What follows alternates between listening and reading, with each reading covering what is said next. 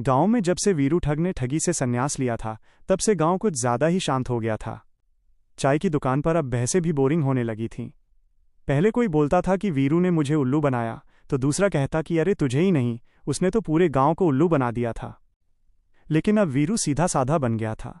सुबह उठकर मंदिर में झाड़ू लगाता, दोपहर को स्कूल में मास्टर जी के साथ बच्चों को हंसी सुनाता और शाम को चाय की दुकान पर बैठकर खुद की ही बेइज्जती वाली कहानियां सुनाता।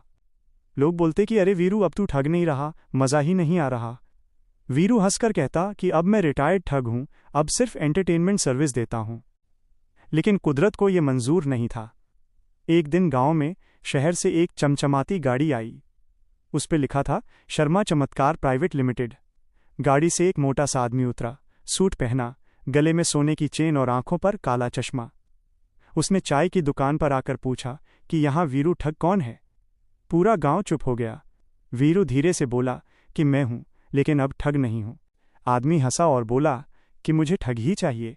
उसका नाम था शरद शर्मा, शहर का सबसे बड़ा झूठा बाबा मैनेजर।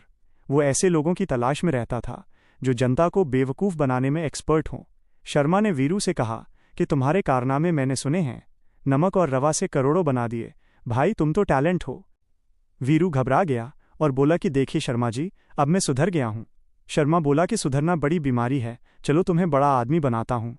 उसने ऑफर दिया कि मैं तुम्हें शहर ले जाऊंगा, बड़ा स्टूडियो, टीवी, यूट्यूब, हर जगह तुम्हारा नाम होगा बाबा वीरू महाराज। गांव वाले कान खड़े करके सुन रहे थे। भोलू बोला कि अरे वीरू, शहर जाकर फिर से ठगी करेगा। वीरू बोला कि मैं ठगी नहीं करूंगा, मैं मोटिवेशन दूंगा। गांव वालों को ये बात थोड़ी संदिग्ध लगी, लेकिन वीरू के मन में फिर से पुरानी खाज खुजली करने लगी थी। अगले दिन वीरू शहर पहुंच गया। स्टूडियो में बड़ी बड़ी लाइटें, कैमरे और माइक थे। शर्मा ने उसे भगवा कपड़े पहनाए, माथे पर बड़ा सा टीका लगाया और नाम दे दिया, परम पूज्य बाबा वीरू जी। टीवी एंकर बोली कि बाबा, आपका चूर्ण क्या करता है। वीरू ने आत्मविश्वास से कहा कि अब चूर्ण नहीं, अब हम एनर्जी पाउडर देते हैं, इससे आत्मा चार्ज होती है। असल में वही पुराना नमक और बेसन था। लोग टीवी देखकर पागल हो गए। फोन आने लगे। कोई कहता बाबा मेरा बिजनेस नहीं चल रहा, कोई कहता बाबा मेरी शादी नहीं हो रही, तो कोई कहता बाबा मेरा मोबाइल हैंग हो जाता है। वीरू सबको एक ही जवाब देता कि मेरे एनर्जी पाउडर से सब ठीक हो जाएगा। शर्मा पैसे गिनता जाता और कुछ ही दिन में वीरू करोड़पति बन गया। लेकिन समस्या तब आई जब उसी गांव के मास्टर जी शहर पहुंचे। मास्टर जी ने टीवी पर वीरू को देखा और चिल्लाए कि अरे ये तो हमारा वीरू है, नमक वाला। वो सीधा स्टूडियो पहुंच गए। लाइव शो चल रहा था। मास्टर जी ने माइक छीन लिया और बोले कि जनता जनार्दन, ये बाबा नहीं है, ये वही ठग है जिसने हमें रवा खिलाया था। पूरे स्टूडियो में हंगामा मच गया। शर्मा घबरा गया। वीरू पसीना पहुंचते हुए बोला कि मास्टर जी, वो तो पुराने जन्म की बातें हैं।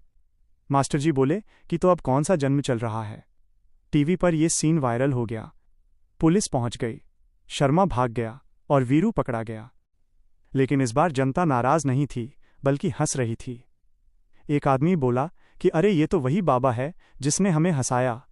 जज ने कहा कि तुमने ठगी की, लेकिन जनता को खुशी भी दी।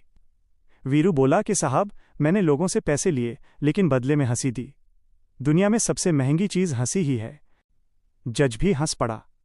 वीरू को सजा नहीं हुई, बस चेतावनी मिली। वीरू वापस गांव आ गया। अब उसने एक नई दुकान खोली, वीरू की हंसी की दुकान। यहां कोई चूर्ण नहीं बिकता था, सिर्फ जोक्स, कहानियां और ठगी के किस्से सुनाए जाते थे। लोग आते, हंसते और पैसा देते। भोलू बोला कि अब तू असली काम कर रहा है। वीरू मुस्कुराया और बोला कि अब मैं ठग नहीं, कॉमेडियन हूं। और गांव फिर से हंसने लगा। अगर वीडियो पसंद आया हो तो लाइक ज़रूर करें, चैनल को सब्सक्राइब करें और बेल आइकन दबाना ना भूलें।